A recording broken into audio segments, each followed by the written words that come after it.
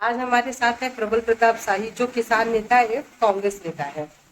प्रबल जी, मैं आपसे ये पूछना चाहती हूँ, हिंडनबर्ग की जो रिपोर्ट आई हुई थी, उस पे आपका क्या कहना है? देखो, जो हिंडनबर्ग की रिपोर्ट आई है, मैंने हिंडनबर्ग की रिपोर्ट 2023 में जनवरी में भी आई, हाँ। जिसमें अडानी की जो शेल कंपनियां थी, बेनामी कंपनियां थी, जो विदेशों में थी, 34-35 उसमें किस तरीके से भारत से पैसा वहां जाता है, मॉरिशस में, बहामास में, वर्जिन आइलैंड में, साइप्रस में, और वहां उसको ऑपरेट करता उनका बड़ा भाई विनोद अडानी। फिर वापस वहां से अ, पैसा जो है रूट होकर भारत आता है, अडानी के शेयर खरीदा जाता है और अडानी के शेयर के दाम को बढ़ाया जाता है, जिससे जनता जो है, निवेशक जो है, अडानी के शेयर के अंदर आकर्षित और अपना निवेश करे। और ये फर्जी बेईमानी जो है तथा अडानी के कंपनियों के द्वारा की गई, अडानी के द्वारा की गई, और लाखों करोड़ों इन्वेस्टर्स ने उस चीज को देखे कि अडानी के शेयर के दाम ऊंचे किए गए हैं आर्टिफिशियल तरीके से, तो उसकी तरफ आकर्षित हुए और उन्होंने जाकर खरीदा, और ये फिर ये मुनाफा कमा के बाहर चले जाते हैं।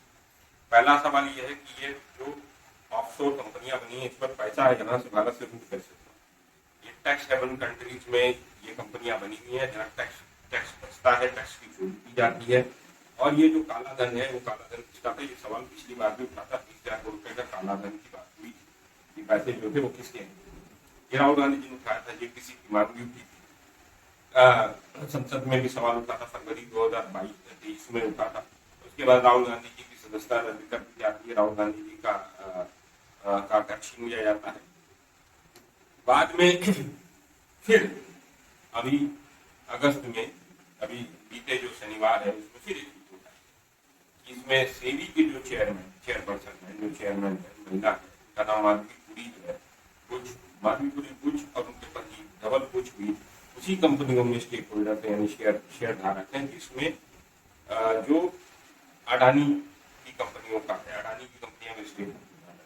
जबकि आपको पता होना चाहिए कि इसके बीच में सेबी जो है जांच कर रही थी हिंडनबर्ग के रिसर्च रिपोर्ट पर जब सुप्रीम कोर्ट में जब आया, तो सेबी ने जाकर कहा कि इसमें हमें कुछ मिला नहीं।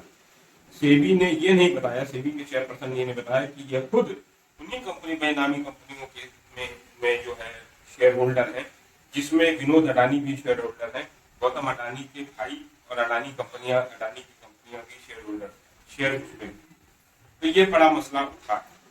अब पहले तो मसला यह है कि सेबी ने जांच इसीलिए नहीं की हिंडनबर्ग की रिपोर्ट की, पिछली बार जो रिपोर्ट की, क्योंकि सेबी के चेयरमैन खुद लिप्त है उसी चोरी में, जो चोरी अडानी करा। अब सवाल यह है कि सेबी के चेयरमैन माधवी बुच को क्यों बनाया? पहले आईएएस ऑफिसर होते थे, तमाम ब्यूरोक्रेट्स हुआ करते थे, लेकिन इस बार कॉर्पोरेट घराने से आदमी बनाया गया, और ये अडानी के कहने पर ही सेबी के चेयरमैन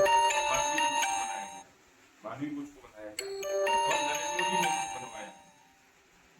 तो ये सवाल ये है कि ईडी जो मनी लॉन्ड्रिंग के लिए काम करती है, वो मनी लॉन्ड्रिंग को रोकने का काम करती है, वो राहुल गांधी के घर तो जाना चाहती है, लेकिन अब सवाल यह है कि ईडी कब अडानी के घर जाएगी, ईडी कब जांच करने माधवी बुच के घर जाएगी। और इसमें ये जो 20,000 करोड़ रुपए का जो महाघोटाला है, जो काला धन है, वो काला धन को रोकने का, काले को सफेद करने का कारोबार चल रहा है, और ईडी का काम है इसको रोकना। ईडी क्यों नहीं रोक रही भाई? ईडी क्यों नहीं रोकने जा रही इन सब चीजों को? ये बड़ा सवाल है। ईडी कब जाएगी अडानी के घर, ये मैं जानना चाहता हूँ। ईडी कब जाएगी माधवी बुच के घर? सेबी के चेयरमैन कब गिरफ्तार करेगी और कब इस्तीफा होगा? कब इस्तीफा होगा सेबी के चेयरमैन माधवी बुच का?